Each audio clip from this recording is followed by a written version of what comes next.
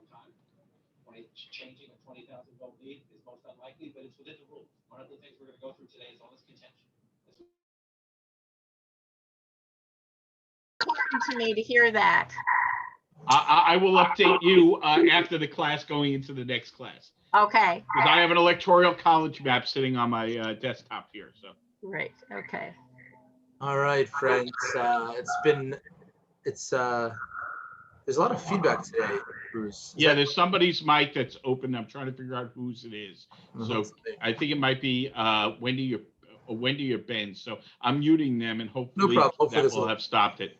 Fantastic. Well, friends, it's good to see you. It's been a difficult 24 hours. I think many of you were at the funeral this morning for Devorah, and it was beautiful and emotional. And of course, we find ourselves in this difficult time of chaos, which of course, transitions are always difficult. It's neither here nor there. Certainly reasons to be optimistic, and certainly reasons to have faith. Our mission today is going to be a little bit hard not to be political about, but we'll do the best we can. All right. So we are in the third chapter.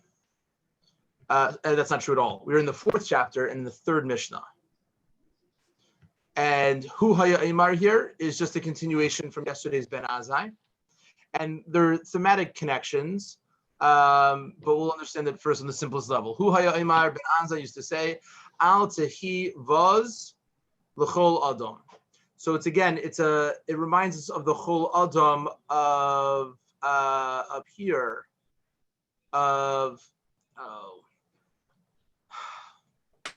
sorry. You need to take a Dramamine before you come to class. Here at the beginning, right? Ben Zayma Omer Ezu Chacham. Who's a white person? Wait. Yeah. Halome Mikol. Sorry, Rabbi. It's Wendy's mic, and I'm working on it. Okay, all good. Today's a day for patience. So halomin mikol adam, right? A person who learns from every person. So it's the same language here. Al tehi vaz lechol adam, which don't despise any person. So vaz is not the easiest word to translate, but it means to degrade, to minimize, to lessen, perhaps even to dehumanize. The simple interpretation of this is that, I don't know, let's say you like golfing or maybe even own a golf course. There's people, right, who have to mow the grass, right? They have to put the hole. Have you ever seen the holes being made in a golf course? It's a fantastic thing. There's this whole apparatus, and then they move them. You can refill it. It's quite fascinating. So a person could say, these people doing these things, they're there. Like the hole is there. They're part of. They move, but they're really inanimate objects. They're there for the purpose that they fulfill. But what I do is important. What they do is important that it gets done, but they are not important. In fact, as long as somebody did it, then we wouldn't even need them. So they themselves don't have a worth or a value. So that's the simple interpretation. Don't ever do that. Why? On the simplest level is because every single person can provide you something to learn from, right? So if we're able to learn l'chol adam, right? A person is able to learn from every single person. So that means every single person has something to teach you. So you should stand up for every single person because they could really be your teacher. That's one interpretation. We'll see it here in the context of the rest. Va'al tehi maflig l'chol davar. Don't discriminate, not just against people, but even about things. So I don't know if you can hear today in the background, these people are digging a hole across the street because they're going to build a building. I don't know if the noise of the hole is going to be less or more than the building of the building, but it's hard to imagine it's going to be more noisy. And I think to myself, like, what do you need this for, right? I don't need this. It's now the bane of my existence, which isn't really true. There's a lot to really be worried about. But a person can really feel that something that is causing them an imposition, something that's inconvenient, is intrinsically bad because subjectively it affects me. But these are people who are working and they're getting paid and they have families and people to support. And somebody, God willing, at some point they'll finish this building speedily in our days, and then people will live there, right? And then people will be able to have, a safe place to live. So part of what the mission is saying is that at any given moment, somebody could be your friend or an opposition. It's just a function of, right, a person sitting in traffic. So just as annoyed as you are to be sitting there, everybody who's behind you is blaming you for the traffic. It's not your fault. You happen to be there the way that everybody else is there. So part of this is a function of perspective, right? That we see certain professions as being more contributory than others, but it's not true. And so too when it comes to things, the famous example that's brought down in the different commentaries is the famous story with King David and the spider web. Spider webs, if you're ever walking, are super annoying. You walk into a spider web, it's gross, and then you have to fear maybe the spider's still there and what's going to be. So the thought was like, why did God have to create spider webs? Okay, so for the spider, but no other animal needs to do this. Figure out how to get food the way that all the other insects get food, right? What do you have to make webs for?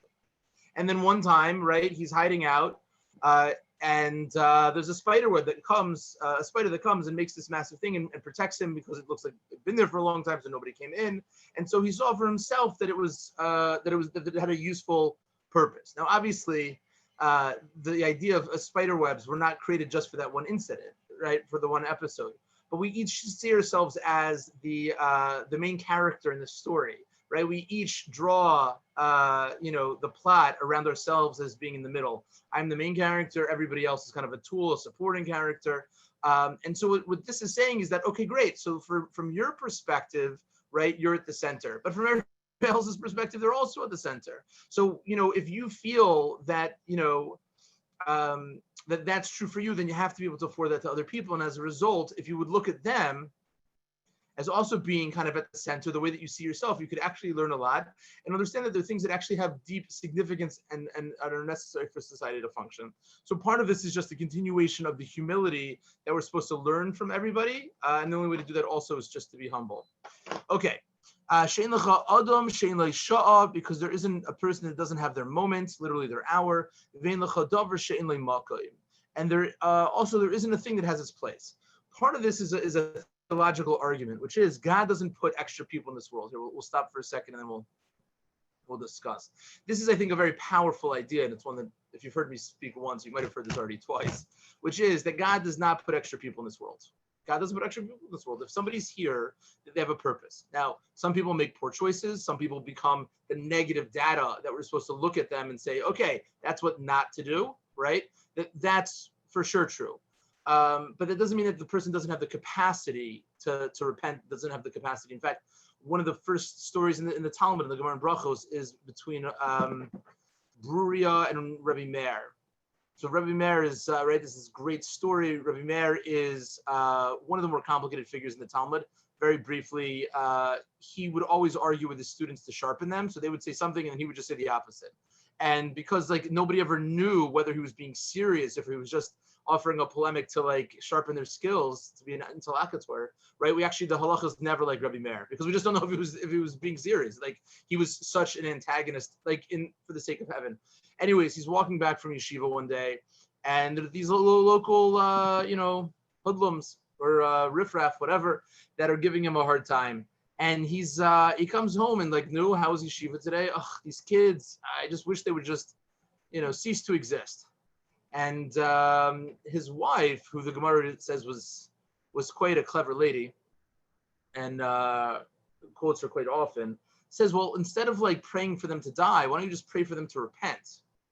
And he says, oh, you're saying good. And so part of, I think, what the charge of the Mishnah is that if we see somebody who we say, I despise this person, right? Okay, so let's say you despise this person. About half the country voted for this person, right? Despising the person is not going to be helpful. Okay, if it helps you, that's fine. But it doesn't solve the issue of we're living in a society that half of it was willing to, right, elevate and say, the last 4 years, yeah, something like that. If we could do that again, that's good. I'm good with that, right? So it's easy to say, oh, this person's of this person's of that, and but it's not actually helpful for advancing the cause. And so when we think about each person having a purpose, so the question then becomes, how do we, engage in a way that is able to allow a person or give the person the best chance of being successful in that? Yesterday we mentioned that people are the way they are for very good reasons. And you hear the story of a person's life, and you're like, oh, now I understand why I understand better why the person was like that, because, these are the things that formed the person. And we can say that about ourselves, and it's actually like we can be very compassionate, right? That this is how we respond to things because we had these experiences, and like healthy people would respond to these experiences in such a way that makes it complex. Okay, so we can be compassionate that a person has the complexity of it, but that doesn't mean that then it's okay to just do things, right? So to say this differently, when we think about a person, the two teachings from the Mishnah. The first is that we can't minimize the role that a person has. Society needs doctors, society needs garbage people, right? It's like you can't have a healthy world if you don't have doctors, and you can't have a healthy world if you have trash all over the street, right? These are equally essential, right? When we think about essential workers, I hope that we all have a greater appreciation of what's called essential, right? We need a lot of people doing a lot of things, most of which I'm not qualified to do, and most of us wouldn't be successful doing them, but we need them. And so we need to appreciate that what this person brings to the table is actually just as important as what this person. And there's something wrong with society, right? 70 cents on the dollar is not because the job that's being done is being done, deficiently. It's because there's something deficient in society that doesn't value, right, work. So the first is that we can't minimize, the roles that people have in society, because society needs people to be in those roles. And so too with things, everything has a purpose. And the second message or teaching from the Mishnah, which is related, is that when we see somebody who's acting, or we see something that's not fulfilling its purpose, so then like we actually have a charge, right, of trying to figure out how do we engage to affect change. And I think like that's actually really hard. I think, I'm optimistic about the election, and I'm optimistic about things in general. But, to tie it into this week's parsha, and then we'll take comments. I think this is a powerful idea. I wrote about this actually 4 years ago after the election, and it feels it was the same parsha, it was Parshas Lech Lecha. And in Parshas Lech Lecha, God gives Abraham a blessing that God will be a shield for you. And if you read the story, it only comes after he fights the war with the kings and against Edom, and he's successful. So after he's successful in fighting a war, that's when God says, I will protect you. So the commentators ask, if God's going to tell you that you're going to be protected by God, you would want to know that before you go into war, not after you go to war. Once you're successful in war, you don't need the shields anymore, right? You won already. So one answer is that, okay, so when it comes to whatever the competition is, right? Okay, so we get more votes, or you win the election. That's the beginning of the work. Now you have the agency. Now you have the platform to actually advance the cause. And so after he beat the kings, the monotheism he brought to the world. And so in the world of ideas, he still needed to go out there and really begin the fight. And so I think it's just there's something that the Mishnah I think is teaching here, that it's very easy to minimize somebody and say, okay, this person is, and therefore it's not worth it. Maybe this person isn't yet, and it is worth it. And it's hard, because who wants to engage with somebody who sees the world differently? I mean, right? Because then you have to have conversations. It could be, even if they do, we don't necessarily want to have conversations with people. All right, and a lot of this is just I didn't sleep last night because how could you sleep? Because I don't have enough faith. Okay, thoughts on the Mishnah or on the world? Yeah, please, Susan. Well, when I read this last night and knew that, we'd be talking about it today, and of course thinking about what was going on, and maybe this is just old news for everybody, but it made hearing Rabbi Kleinbaum speak when 45 was, we found out that the COVID tests had been positive. And here I am trying to think of myself as a good person and thinking that I should be thinking, let nothing bad happen. I felt her sermon was so good in saying that we can, pray that the ways will be changed. And but what she also says so frequently, and you do too, and that really helps me, is praying is not enough. And I have tried speaking to some people. Sometimes I've made a tiny bit, or even made some good differences, but I just feel that putting out the light, which you've taught us we all can do, I can do better by either donating money or being there to help people who need it. And so I'm not at the point where I want to be dialoguing very frequently with people who think differently, but that's how I can put out the light. And I feel that that's what this is saying, that not everyone's going to agree with us, but if we can be there, it's very important. That's beautiful. And yes, and faith is often like dropped or deployed as a way of excusing action. Like, have faith, it'll be all right, have faith. But for us, right, faith is a call to action. And I think that we do need to have faith in people that, that we will at some point figure out how to, embrace the commonality of individuality and come, even though and each person needs to figure out how to do it. So yeah, that's beautiful. I completely agree. Saul. So I thought of two things. One is, so if every occupation is a good occupation, why did we have all, with respect to Jewish mothers, of course, I had a Jewish mother. You have to do better than I did. You can't just be a bookkeeper. You can, okay, if that's the best you could do, and that was her attitude, that's the best you can do, okay. But really, you should do better.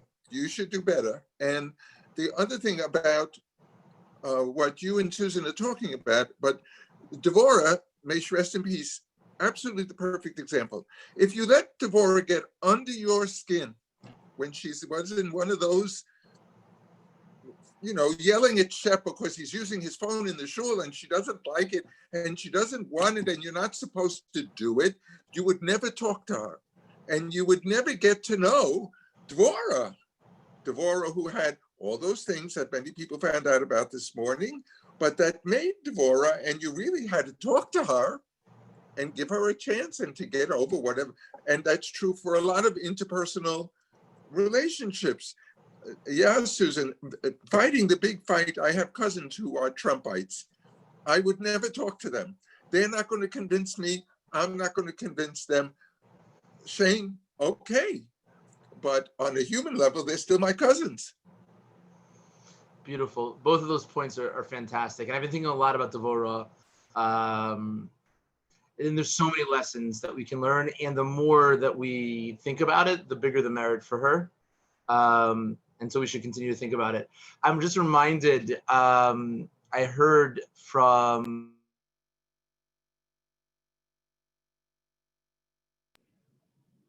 Did something just happen? Rabbi, you shut your... Yeah, I don't know what happened. I got Wendy muted. came on and everybody went down. Okay, so let's see what's going on with Wendy. Sorry about that, Rabbi. It's okay. It happens. Today we have to be compassionate. No, it's weird. It's like Wendy logged on and everybody went deaf. So let's see. It's all good. We'll try it again. I'm reminded by the eulogy of Ruth Bader Ginsburg that was delivered by the Chief Justice John Roberts. And he said over from her, that she used to often ask, what's the difference between a bookkeeper in Brooklyn and a Supreme Court justice? And she would answer, one generation. And it's powerful. And I think why it's powerful is because when her mother, who she says was just as bright, that's what a win looked like. Like if you could be a bookkeeper, that was the top of the ceiling. Like that's what society said you could do. And by breaking those ceilings, it provides opportunities for people to really have options and choices. So I think that the Jewish mother thing, my father's in a band. My father's a pediatric cardiologist, and he's in a klezmer band called My Son the Doctor. And all of the people who are in the band are doctors, or maybe it's my son's the doctor. I think it's in the singular. But the famous story, right? The mother, in shul, Rosh Hashanah is coming with two young kids in a stroller, and so somebody says, "Oh, so who introduced me?" And so she says, "Well, this one's going to be a doctor, and this one's going to be the lawyer, right? Because it's predetermined." And part of that, I think, is coming from a place of there weren't options. There weren't, my grandfather couldn't get into certain colleges because he was Jewish. Because of quotas and other things. And so I would love for people to be able to say, like, I do what I do because this is what I want to do, and not because society has forced me. And there is a lot of societal pressure because, society sees this as something that's worthy. This one is less worthy. And that's a deficiency in society. And we all have inherited trauma from generations of Jewish mothers with great intentions. Other thoughts or questions on the Mishnah? There's also, I think, something fascinating in thinking about the way in which opportunities present themselves, often because of the space between expectations and disappointment. Meaning, however this thing falls, and hopefully it'll fall soon and in the right direction, there's going to be a new set of opportunities to correct things, both around voter registration and gerrymandering and voter suppression. And there's going to be new opportunities to think about. I don't know if we've spoken about this, but there's a very famous speech article by Lord called "The Master's Tools," and she famously, I'm going to butcher this, but it's something to the effect of, even though like in the moments it might seem that way, right? The master's tools will never be able to dismantle the master's house. Yeah, and something like that. But you look it up; it's beautiful. And no, that's exactly it. Oh, that's exactly it. Okay, great. And so I think there's a lot of truth there. Because if something is built right on oppression, so like you need a different structure, you need a new beginning. But I think there are a couple of examples that might be exceptions. Literacy, for example, used to be something that separated, people who were owning, enslaving people and people who were enslaved, and then it became a way of liberating people. And I think voting is also one of those exceptions. That voting used to be a way of oppressing people and dehumanizing them, and now it's actually a way of emancipating and empowering. And so I think one of the things that's really interesting about the Mishnah is that there's this intersection of time and things and people, right? That everything has its hour, right? That there's going to be a moment where something will be useful in unique ways, right? The things that were, tools of oppression yesterday, right? Tomorrow could be tools of emancipation. And like there's something about being sensitive to being able to revisit the way in which we see things and the way in which we see people. Every so often, someone will reach out to me from high school because now they have a trans kid or they have whatever. And you speak to them like there are things which are similar, but then you have to kind of fight back, remembering that they're not 17 anymore. And there's really something in being able to see that there's a capacity, hopefully, of expansiveness to be able to relate in a different way. And I think that's part of what the Mishnah is encouraging us to do, which is that we have to be open to revisiting. A person one time said something that wasn't so sensitive. Okay, so maybe they had a moment, right? A person presented the first time you ever met them as someone yelling at somebody else in shul. Okay, so they had their moment that way, right? But when you see them in a different moment, are you willing to recognize that everybody has something to offer and everything has something to offer? And especially when things, have been used in negative ways, first of all, what can we do to rechannel them and to change them, but also to be able to revisit that there might be new opportunities to allow a thing to actually, meaning if there's nothing extra in the world and we see that something is being used for something that's not an ideal purpose, then there's a new conversation. Okay, how do I harness? How do I channel? What does the ideal image of this being useful to better society look like? And I think those conversations can be, Chana. I'm going to turn it upside down for Please. a second. That's the goal. Because, how do you, my parents were Holocaust survivors. How do you tell my parents that there is a time for, that each person has a time and a place? How do you tell the kids who've been put in cages right now about time and place? Yeah. Forget about making me a beautiful person. Okay. Yeah, I can be compassionate and everything. But the person who's going through the process, right? Yeah. Through the devastation, through the fact that, there was a Hitler, and I'm not making any comparisons. There is a Trump. Yeah. Okay. It's a great question, and it's worthy of a longer conversation. I would say the short answer is no. Yeah, 100%. So this is what I think. I think we have this actually as a deep part of our tradition. Every Shabbos, every Yom Tov, we invoke this idea of Zeicher L'Tzias Mitzrayim. Remember the Exodus of Egypt. And one of the interpretations is, remember that you were enslaved. Remember that you were dehumanized. And on Sukkot, remember that you were in a posture of fragility. I think the thing to think, when God willing, as soon as possible, we take kids out of cages, the thing to say to them is that this is what happens when the worst parts of society have a voice. This is what happens when hate has agency. Don't ever allow anybody to do this. Yeah. I mean, what else are you supposed to do, right? Like, what else? I mean, what else do you do? But that's the idea of never again. I mean, I spoke about this at a rally, and I wrote about it. But, as a kid, I grew up in the 80s in the South, and I went to Hebrew school, and we saw movies, and we went to museums, and I thought it was all age inappropriate. It was for me at the time, it was so disturbing. I couldn't process. And it was only a couple of years ago when I was down in New Mexico and Arizona and Mexico, in these detention centers. It was the first time I had an appreciation for that education, because it was like visceral. Like, it was like, I've seen this before. And I think that's what it means, is that never forget isn't about the memory, but it's about being able to see it and identify it and name it to then prevent it,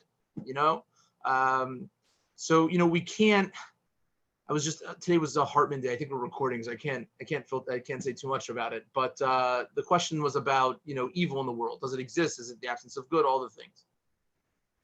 The reality is that we see evil manifested. Like, that's not disputable. So the question is, how do we respond? But I think when we think about the Holocaust, and those experiences are too expensive for words, they're lessons that we can learn. They're things that, I had a Rebbe, he said, how could a person, this is a different conversation, but he would say, like, how can you find simcha today? How can you even be happy, right? It wasn't that long ago, like the memory and the trauma, like it should weigh on us so heavily, like how could you ever smile? That's one perspective. But when we think about what we're supposed to do about it, if it's not present, if it's not ever present, right? So then it's a disservice to the memory, because it's supposed to motivate us to be more sensitive, to make sure that, that these things don't ever repeat themselves. Sorry to end on a bad note. Yeah, Joan. Yeah. So maybe to go back to Peoria. Yeah. And try to make this this line, this part, to try to reconcile some of it. Mm-hmm. You can despise the evil. Good. That somebody does. Yeah. So it's like, and he's kind of saying like, and there are people who argue with this. I know somebody in another study group who says, like, some people just don't have any souls anymore. I don't think everyone has a holy soul. I look at what some people do, and it's just not there. So that's a viewpoint. And the viewpoint here, if you're going to try to defend it, would be some people do all this evil, and yet, and that's and that contradicts that they actually have the spark of God in them, or they wouldn't be alive. Yeah, it's a great point. I'm sorry, unfortunately, we're out of time. We can pick up with this conversation today. This, I think, still Wednesday. It's a bit of a blur for me, but let's continue. We'll start with the next mission, but we'll continue on these themes, God willing, tomorrow. So stay strong, take care of yourselves, drink, hydrate yourself, get some sleep, all the things. Take care. See you tomorrow. Okay. Thank you. Is We have Bruce to switch coming over back? to the, what? Bruce, were you gonna give us some update? In Wisconsin, that's it. And I have to switch over to the next class. Okay. So I have to close this room to start the other one. Thanks for the update earlier. My pleasure. Have a good one. Oh, you too.